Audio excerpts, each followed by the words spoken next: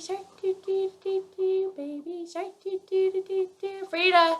Oh yeah. Okay, hi guys. I get to introduce Bible today. So it's your last Bible lesson on entering the promised land.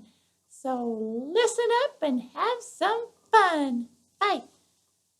Thanks, Frida. That was a great intro.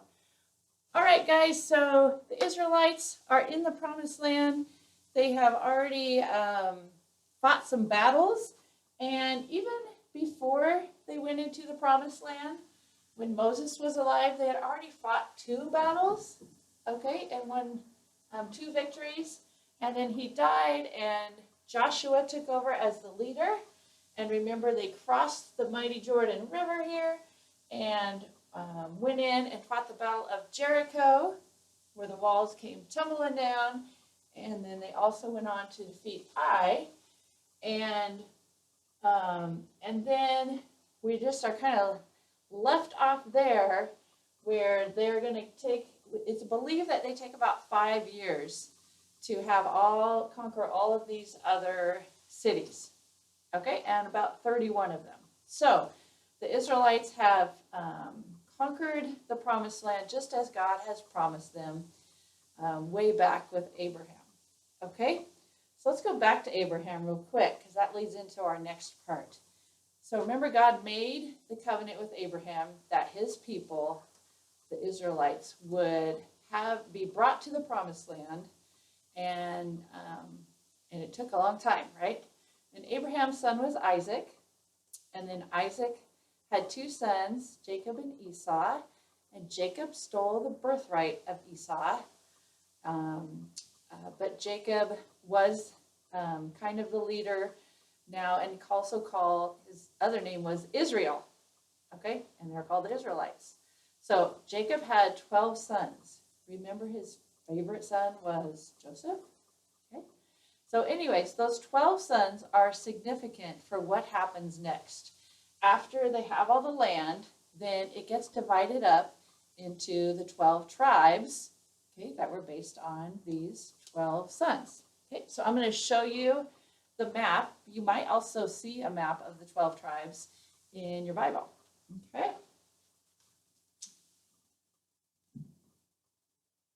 Get that up there for you.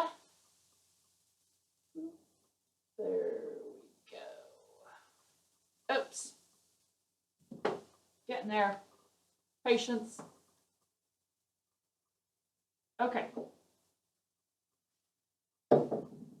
So, in the promised land, I don't know if you can see this very well, but here are the 12 tribes. So remember, Reuben was the oldest brother, and there's Simeon and Judah and Dan and Benjamin and Gad and Ephraim and Manasseh, Issachar, Zebulun, Naphtali, Asher. Hopefully I got them all. But a couple of interesting things. Actually, Levi was one of the sons, and so his people would be the Levites. But there's no Levi land. So the Levites were also called the priests, and so they didn't get a big chunk of land. They were interspersed into different cities because they had a job to do, a mission to be priests throughout all of Canaan. Okay, so that leaves only 11. You might also notice that there's no land called Joshua or Joseph, right? So that leaves only 10. But here's what happens to get the other 2 back, is that Jacob adopted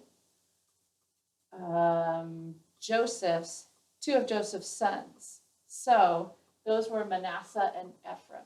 Okay, so those were like his grandsons, basically. All right, so that's how we end up with our 12 tribes of Israel.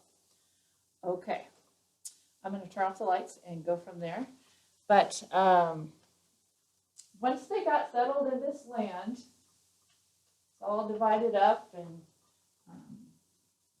not fighting anymore, then Joshua, their leader, kind of his final thing that he did as their leader was to make sure that they are all in the right place with God. So they renewed a covenant with God, meaning the people were making a promise to God that they would be his and obey him, and in return, God would take care of them, right, and give them the best.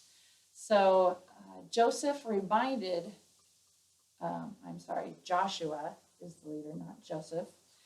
Joshua reminded all of the people about how God had brought them out of Egypt and took a long time to get all through the land, and finally end up owning this land that they have and having their own place, the promised land. All right, so that's kind of how we end our unit there. I wanted to do a little review of where we started in this unit and just go down the list and call it good, okay? So we started with Rahab, remember the lady in Jericho that just kind of felt like she should help these spies out in the land, and so she helped protect them and hide them and get them to safety. And in return, because the spies were for the Israelites, right? In return, Rahab and her family were spared when Jericho was attacked and taken over. Spared meaning they got to live. And so that's what happened with Rahab and the spies. Then when the Israelites, they crossed the Jordan River because they're going to enter Canaan.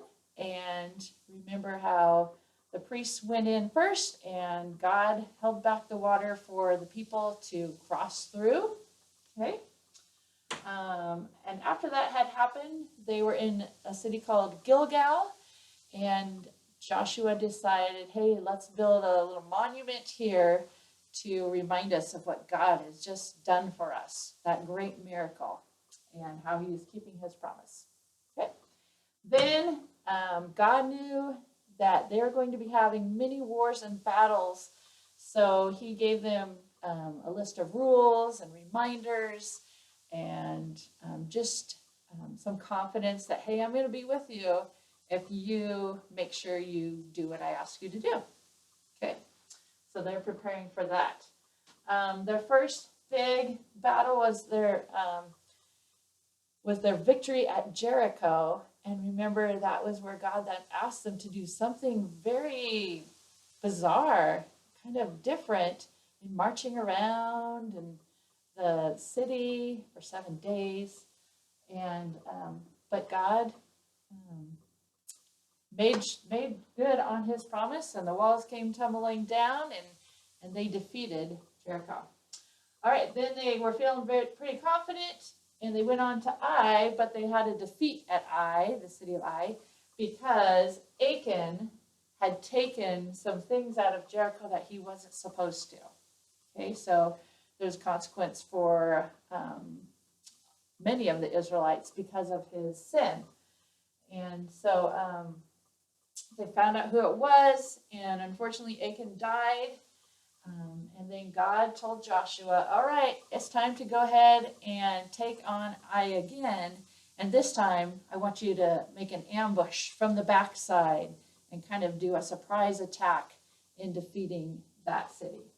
Okay, so people around Canaan now, different cities are realizing that the Israelites are coming in and defeating people, and they're kind of nervous about it.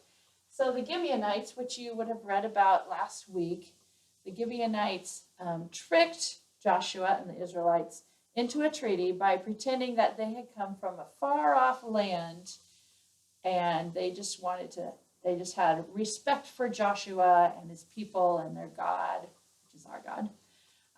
So they lied to get this treaty, and Joshua went ahead and believed it. And so it was a treaty made with them and with God. And so they couldn't go back on this agreement that they would protect them and not harm them. All right, so 5 of the nearby kings got together because they're like, hey, let's unite so we can conquer these Israelites. And the first thing they did was attack the city of Gibeon. And so Joshua was like, we have this promise, this treaty, we have to honor it. So let's go protect the Gibeonites, and they did. and they defeated these 5 groups, and the kings ran away and hid in a cave, but they were found and taken care of. Okay, and then we jump to what we already talked about earlier, where the Israelites received all of the promised land, and that is the end of the unit. So we'll have a short quiz later this week, and I hope you guys have enjoyed it and do well on your quiz. Bye.